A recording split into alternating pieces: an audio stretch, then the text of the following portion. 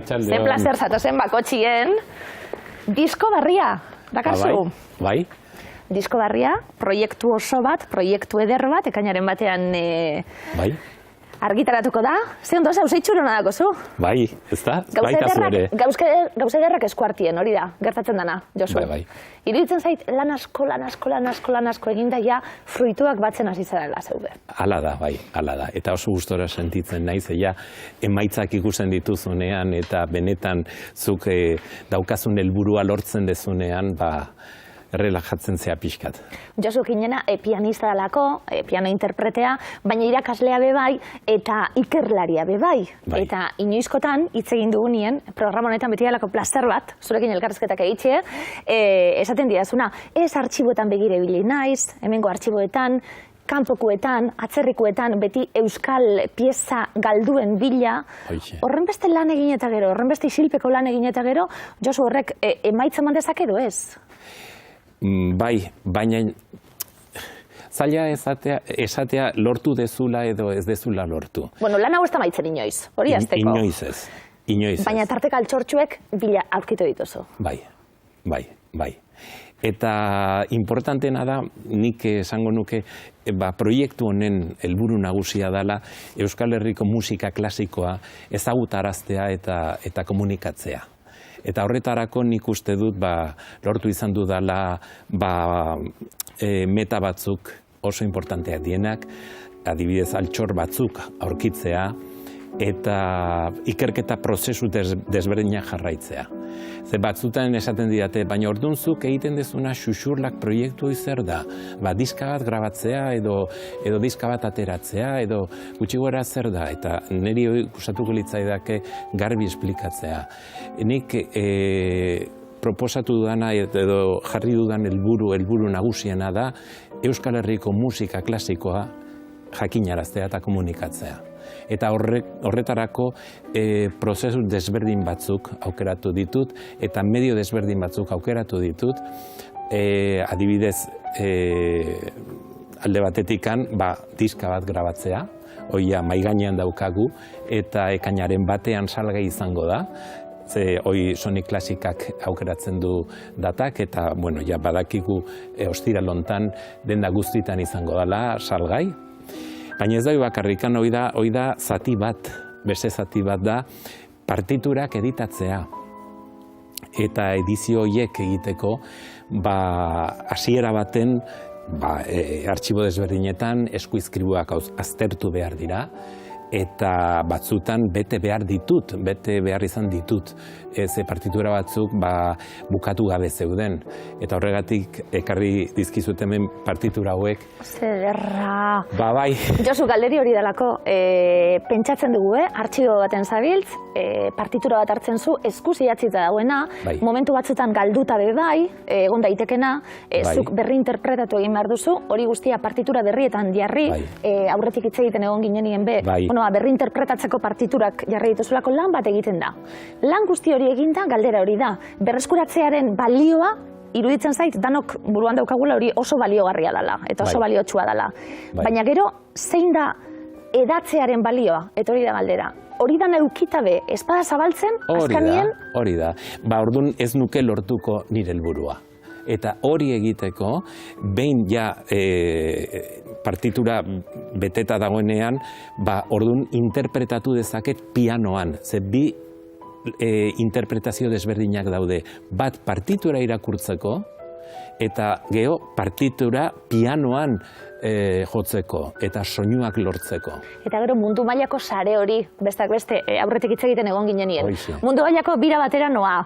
Eta hortxe abiatu zinen, horrek dakarren guztiarekin, atzerriko musikari askorekin lanien, momentu baten hortik grina besortzen zaizulako, ez da? Nire lagun ungariarrak pieza dauka bere herrikoa, nire lagun amerikarrak bebai, nire lagun eskoziarrak bebai, eta nik, eta orduen hor bilatzen hasten zara. Hau dauka. Eta orain hau, mundu osoko interpreten esku jartzen da bebai. Bai. Gainera, gertatu zaidana, ni hasi nitzanean nazioarteko bira hau duela 9 hilabete ja, kontzertu batzuk egin ditun unibertsitate desberdin batzuetan. Eta oso importantea iruditzen zait lortzea unibertsitate horietan kurrikulumetan sartzea Euskal Herriko errepertorioa. Horrek esan nahi du, hango ikasleek jo behar dutela musika hau. Eta benetan jakinarazteko eta komunikazio gehiago sortzeko oso pauso importantea iruditzen zait. Bueno, xuxurlaki buruz hitz egingo dugu. Elkarrizketa hasiko gara. Beti da, zurekin berbetan hasten gara, venga, elkarrizketa hasiko gara. Xuxurlak izenetik hasita, oso poetiko edabe bai, adierazten nahi izan duzuena honekin. Bai, baina xuxurlak izena niri asko gustatzen zait oso hitza proposa dalako eta oso musikala dalako. Eta baita ere, esplikatzen dulako oso ondo proiektu honen lehenengo pausoak, esan nahi dut, desagertuta zeuden xuxurla horiek, ezta? Hor, egon dena xuxurla eta bajutxu esaten gabiltzena erdi galduta dagoena eta berreskuratu da. Eta 360 graduko proiektua. Horrek esan nahi du, buelta guztia emango dugula, hasieratik amaieraraino. Hori da. Eta guztia batuko zule, esaten gabiltzena, zer dakarzu 360 graduko proiektu honetan? Alde batetik dakat, eskuizkribua aztertzea, betetzea, publikatzea, partitura editatzea, grabaketa bat egitea CD baten, ikusentzukoa ere bai, audiovisualak egiten ditugu, nazioarteko bira, ponentzia zientifikoak kontzertuetan eta unibertsitateetan, eta azken emaitza izango da dokumental bat artistikoa erabiltzen Euskal Herriko musikak.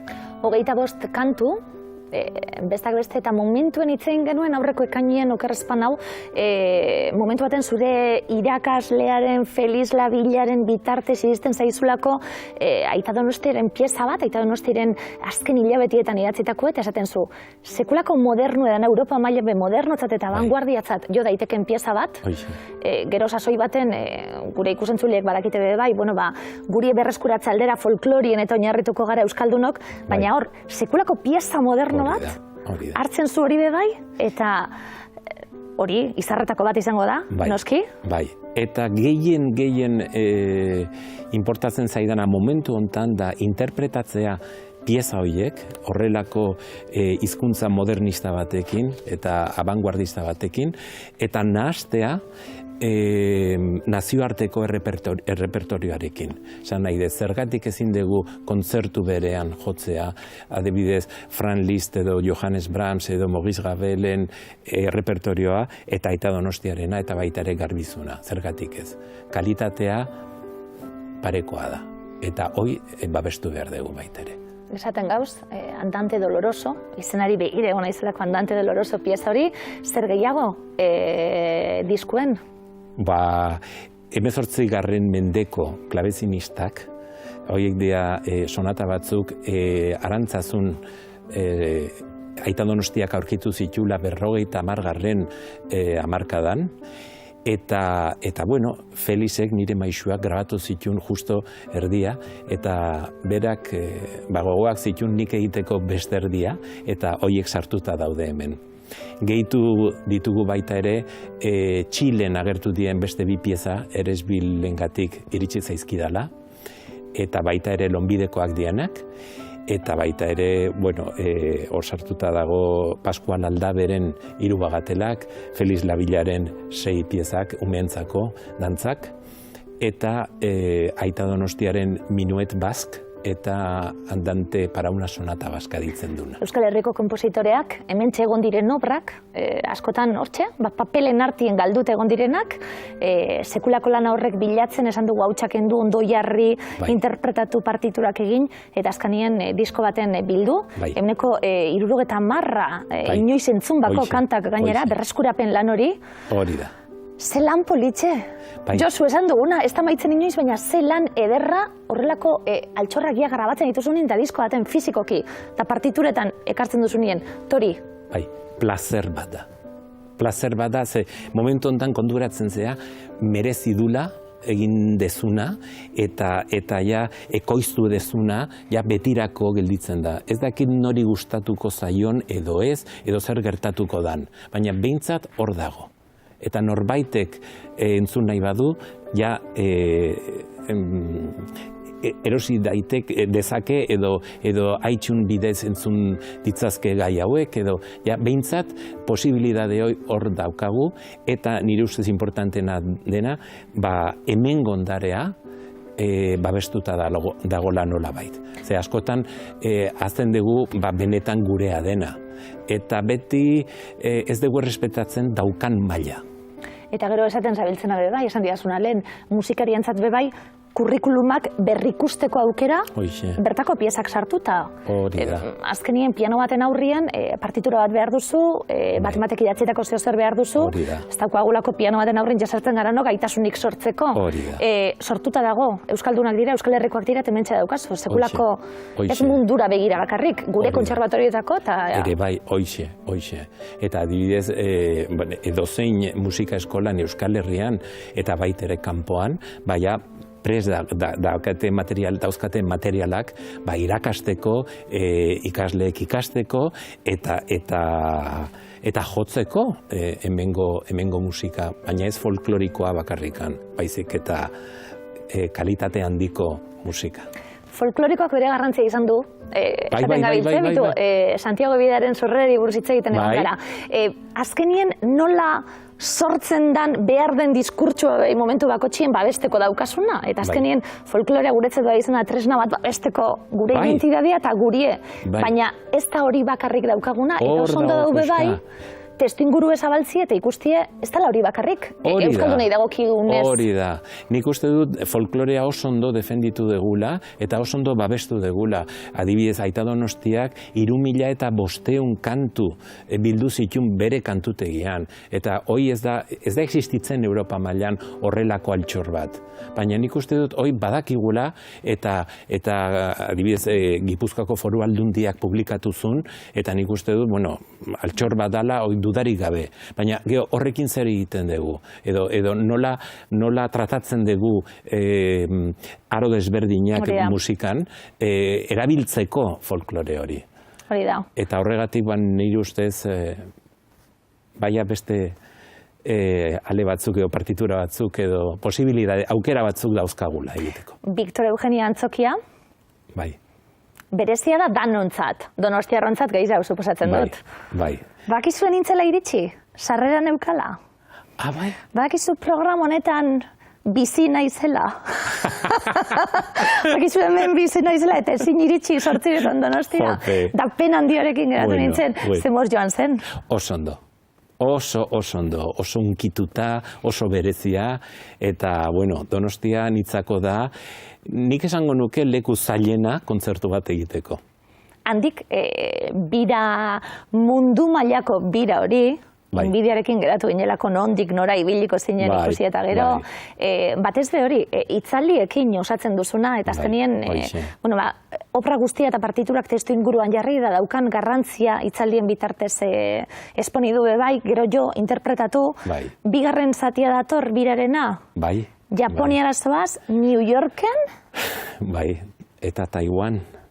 Ja, baina, New Yorken, Uztailaren 20an, Carnegie Hallen? Hoixe, 57. Streeten. Frank Sinatra eta zeu. Leku horretan, oso gitxiren esku dago leku hori. Oso pozik nago, ze jende askok esan dit, gogoak ditula kontzertu horretara juteko. Nidakat Parisen bizi den lagun bat, eta berak esan dit, Euskal Komunidade handia dagola, eta enteratu direla, eta ja ideala bileteak erosten, eta oso pozik nago kontzertua egiteko. Japonia, Taiwan, Kanada, Estatu Batuetan, Italian, Brasilen, Uruguaien, Txilen, Argentinan egongo zara, bestak beste, zer esaten duzu New Yorkeko areto mitiko horretan esate baterako Josu, zein da aurkezpena? Zer helarazi ikusentzulei zure obrari dagokionez eta eskaintzen duzunari dagokionez? Nik eskaintzen detena da Euskal Herriko gizartearen ondare musikala. Eta nik uste dut hori importantena da. Nik transmititzen dut hori. Baina importantena da erakustea nolakoa dan Euskal Herriko musika eta beraiek ezagutzeko eta publikoak produktu berriak edukitzeko, entzuteko, jotzeko, ikusteko eta gure herria ezagutzeko. Ezagutzeko oso baliogarria dalako, gure herria ezagutzeko, gure izaera, gure oso nada, musika horretarako, hemen bildutako musika bai, bultzatu beharko litzateke gehiago, ez dakizein dan formula magikoa, iruditzen zait oso ez jakinak garela gauze askotan, hau guztia azkenin aberastasun hori, zeure hitzak dira, kako txartien esan da, gizarteratu behar da azkenien hau guztia, bertatik jaso dugulako bai, gu garana jaso, musika partitura eginda, eta hori elerazten diot barriro gizarteari. Bai, eta gizartea gaina, nire hilobak galdetzen zidan duela egun batzuk, zertarako egiten dezu hori? Eta nik esan nion, beida, zuzea, zure musika, zure gastronomia, zure hizkuntza, hori da kultura, identitate bat daukagu, berak esan zian, niri Italia asko gustatzen zait, eta zer da gehien gustatzen zaizuna? Pizza, pasta, hango musika, hango ez dakiz zer, bale, ikusten, eta hemengoa baldin bazea, eta zu kontatu behar diozu Italiako lagun bati nolakoa dan zure herria zeri buruz itzengo diozu.